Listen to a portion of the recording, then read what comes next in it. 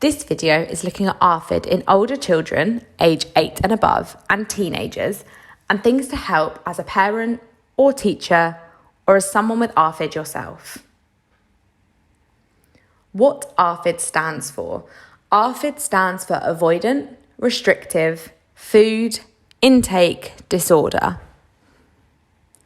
ARFID is characterised by a pattern of eating that avoids certain foods or food groups entirely and/or restricts them in quantity, so eats a small amount. Avoidant and restrictive eating cannot be due to lack of available food or cultural norms. For example, someone who's fasting or chooses not to eat certain food groups for religious or cultural reasons alone.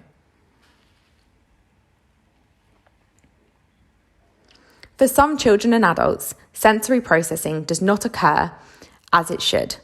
This happens when the brain cannot sort out, filter, analyse, organise, and connect or integrate sensory messages correctly.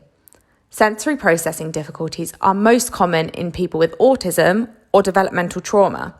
However, they can also occur in combination with other diagnoses such as ADHD, learning disabilities, developmental coordination disorder, and dyspraxia.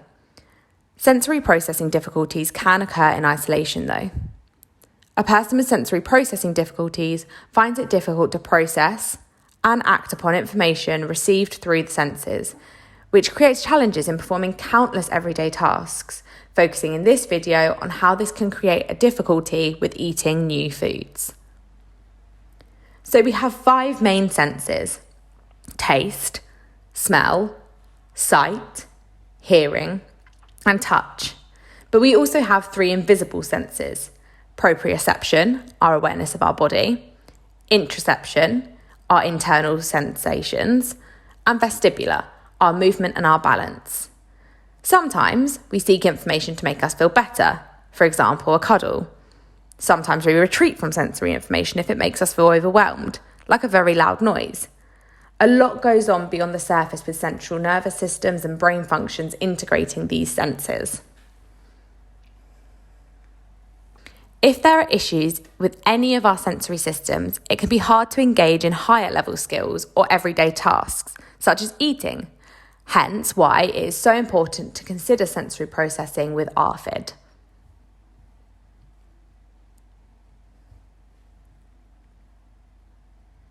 So what can we do to try and help someone who has ARFID and sensory processing difficulties?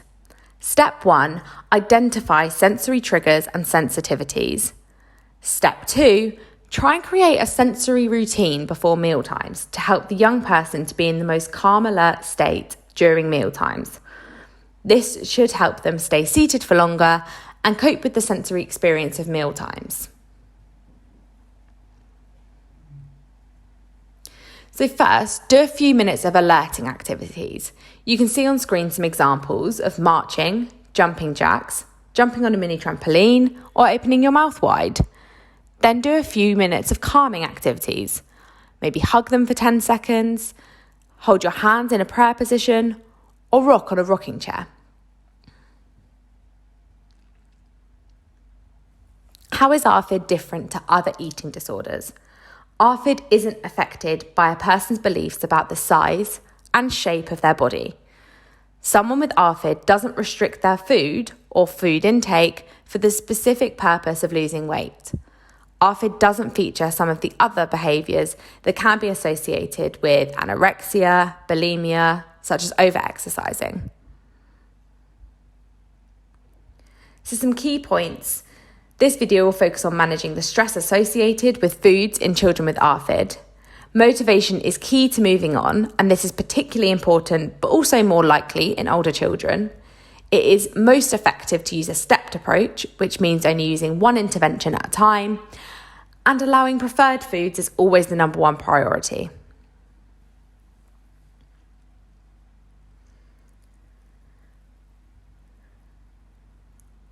So motivation is a key difference in this age group compared to a younger age group.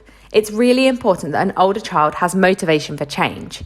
It may be a specific situation that causes this motivation. For example, it may be that summer's coming up and all your friends are eating ice cream and you really want to feel part of this. Or it may be influenced by a hobby or sport, where maybe you've read something that a successful sports person drinks a freshly squeezed orange juice every day. And you may want to be a successful sport person, so do the same thing. Or it may be that there's a special interest of finding facts or histories about that specific food. You use research as a way to motivate to incorporate a new food. Allowing the preferred food is always the number one priority.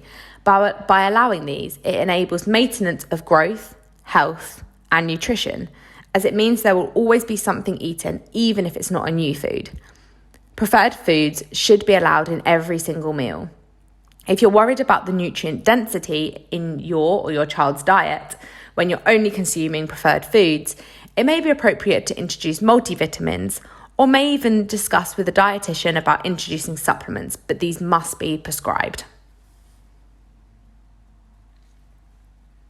With reference to preferred foods and safe foods, it's really important that these are available in school or college setting as well as at home.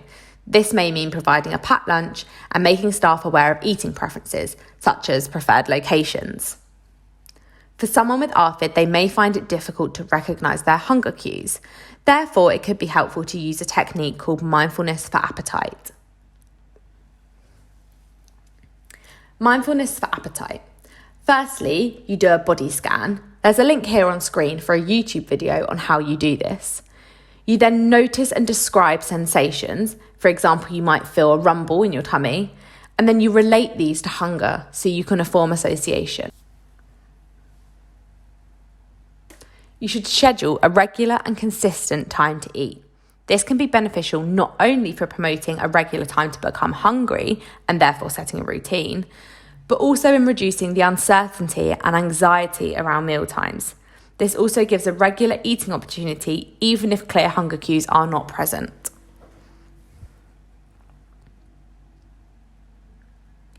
Managing rigidity. Someone with ARFID and autism may use rigidity and their desire for sameness as a coping mechanism for stress. Rules may be really helpful, such as suggesting a number of calories to stick to for each meal. But although it's hard, you should try to allow routines and rituals to continue where possible, as long as they're not too disruptive. A safety behaviour may be that each individual food group must not be touching each other on the plate, or TV is used as a distraction, and these should be continued. As discussed previously about sensory issues, these are not just oral motor sensory difficulties. Sensory input is also taken into consideration with the environment around food and where you're eating. It may be beneficial to have sunglasses, earplugs, hoodies or caps to remove unwanted visual stimuli. These should be placed at school, at home, restaurants, and other eating environments. Experiencing sensory overload as a teenager can bring up additional challenges, such as comparing yourself to peers. Therefore, it is important that coping mechanisms in overloading environments are subtle. An example of a key transition would be that if at primary school there was the use of ear defenders, it may be more appropriate now to use earbuds or foam earplugs. Other examples may include a timeout pass, locating a sensory safe space, using relaxation techniques, or gaining support from a trusted friend or teacher. In this example of how to use stage desensitization approach, we're going to be using chips, as we know this is a widely accepted food among people with ARFID. First of all, choose visual examples of the food. Stage 2, look at the food in real life.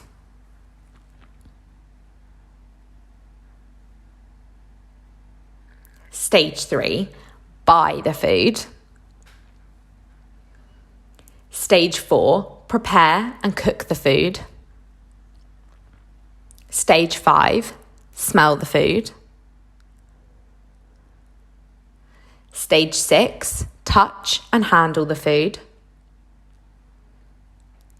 And stage 7, sit next to someone who's eating. After these steps, you're ready to work on the anxiety of actually trying the food. This can range from licking the food to tasting the food before regularly eating the food.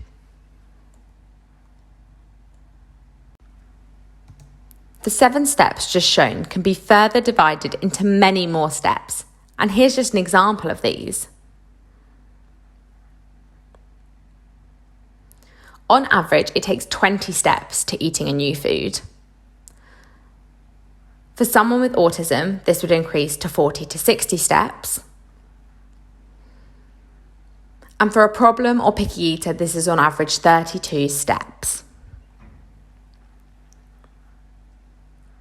If you were to incorporate a new food, once again, it is important to follow through the process of every step for each new food and be mindful that different variations of the food is classed as a new food entirely.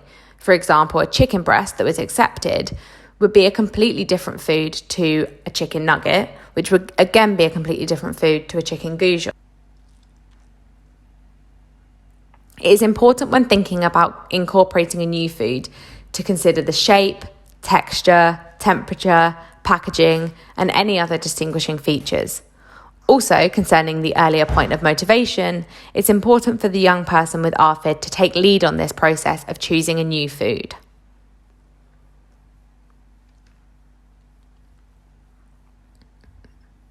The process of a concept called food chaining refers to which food to move on to after a new food has been accepted.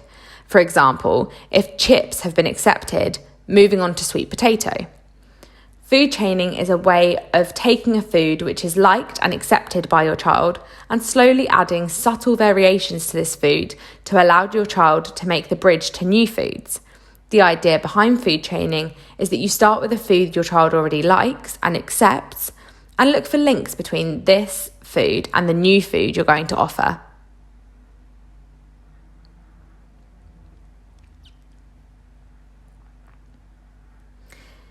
These steps need to be small, and the pace of the food chain needs to be dictated by the child. There's no hiding food, switching packets, or force feeding your child. All food chains need to happen with your child's knowledge and consent. When we're considering the previous example of chips to sweet potato chips, the 2 main differences was the taste and the colour of the sweet potato and the normal chip. Food chaining is a 4-step process starting with a food the child is currently eating consistently. The transition may look like this. Step 1, same texture, same taste, different brand and different sizes. Step 2, same texture, different taste, different brand and different size. Step 3 may be different texture, same taste, different brand, different size. And finally, step 4 is different texture, different taste, different brand, and different size until you've changed to a completely different food. Remember, these steps can take time, and your child may find changing packaging much harder than changing texture, for example, or vice versa. Each child is completely different. When considering which food to move on to, the priority is individuals' motivation and letting them take lead, but is closely followed by considering the elements of the food. Referring to our earlier slide, we should try and keep as many of the above factors the same as an accepted food, so that the new food is not too overwhelming. When considering the previous example of chips and sweet potato chips, the most significant changes were the colour and the taste of the food. It is important that there is a reward given after a new food has been acquired, but ensure this reward is not food-based. It could be, for example, spending quality time together at the park, letting them choose which movie to watch for family movie night, or having time to spend on their video game. The experience of trying this new food should be rated of how bad it was out of 10. Then the same food should be revisited multiple times and the ratings can be compared. Challenging anxious thoughts. So you have a thought, this food will make me sick. The evidence is that that person's eating it and they're not being sick. A challenge, it's unlikely to make me sick.